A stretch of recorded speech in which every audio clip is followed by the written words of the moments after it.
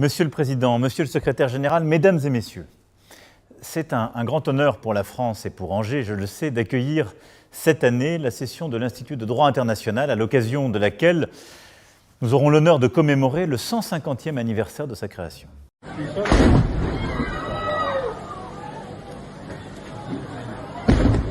Des tentes en feu. Des Palestiniens brûlés vifs, dans leur sommeil. Il est 1h du matin à Deir al-Balah, dans le centre de Gaza. Un bombardement israélien provoque un incendie meurtrier dans la cour de cet hôpital qui abrite des déplacés gazaouis. Jusqu'alors, les rapports de force prévalaient. Mais grâce au travail passionné et à l'engagement de vos prédécesseurs, et sans doute au prix du choc des 2 guerres mondiales que nous avons traversées, c'est une autre vision qui a progressivement prévalu, celle d'une approche humanitaire, soucieuse de créer, de préserver la paix par le droit, de limiter les armes et d'encadrer les pratiques de la guerre. C'est celle du règlement pacifique des différends, pour lequel les institutions et les méthodes pertinentes ont depuis été mises en place. Cette vision a peu à peu fait évoluer le droit international vers les principes que nous connaissons aujourd'hui, reflétés dans la Charte des Nations Unies. Avec des extincteurs et des couvertures, ces Palestiniens tentent désespérément de combattre les flammes qui dévorent cet hôpital de Deir el-Balah. Ici, les bombes israéliennes ont à nouveau frappé. Plusieurs personnes sont mortes et des dizaines d'autres blessées.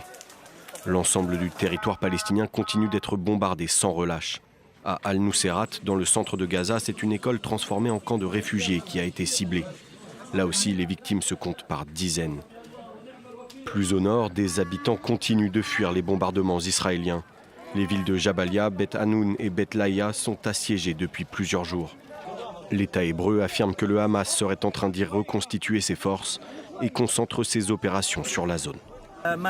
Ce qu'il se passe, c'est un processus d'attrition, un siège et des bombardements.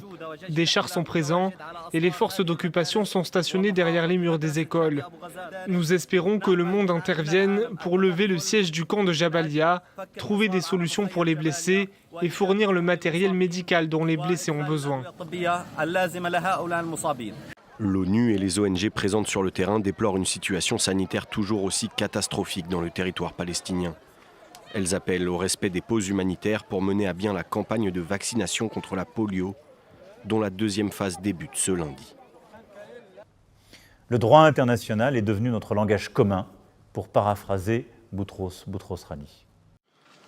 אנחנו מטילים מצור מוחלט על העיר עזה. אין חשמל, אין מזון, אין מים, אין דלק. הכל סגור. אנחנו נלחמים בחיות אדם ואנחנו נוהגים בהתאם. Benyamin Netanyahou risque-t-il d'être arrêté sur le territoire français? La réponse est plus que jamais incertaine. Ce mercredi, le Quai d'Orsay affirme via un communiqué que Paris appliquera le droit international, tout en précisant que le Premier ministre israélien bénéficie d'une immunité. Raison invoquée, Israël n'est pas signataire du traité de Rome, le texte fondateur de la Cour pénale internationale. Un État ne peut être tenu d'agir d'une manière incompatible avec ses obligations, en vertu du droit international, en ce qui concerne les immunités des États non partis à la Cour pénale internationale. De telles immunités s'appliquent au Premier ministre Netanyahou et aux autres ministres concernés. Et donc, c'est un sursaut stratégique auquel j'ai appelé et que j'assume pleinement. Il nous faut être lucides sur la réalité de la situation qui se joue en Europe, les risques qui sont à l'œuvre et ce que nous devons assumer. Je suis convaincu que, justement, la clarté assumée de ces propos est ce dont l'Europe avait besoin. Mais allez plutôt demander au président Poutine ce qu'il est prêt à ne pas faire. Qui a lancé la guerre en Ukraine? Vladimir Poutine. Qui menace, quoi que nous fassions, quoi que nous disions, avec l'arme nucléaire? Le président Poutine. Tournez-vous tous vers lui pour savoir, lui, quelles sont ses limites stratégiques. Mais si chaque jour, nous expliquons quelles sont nos limites, face à quelqu'un qui n'en a aucune et a lancé cette guerre, je peux déjà vous dire que l'esprit de défaite est là qui rôde, pas chez nous. Et je crois qu'aujourd'hui, si on a besoin de savoir quelles sont les intentions de M. Poutine, ce qu'il vient de faire sur le terrain les signe clairement.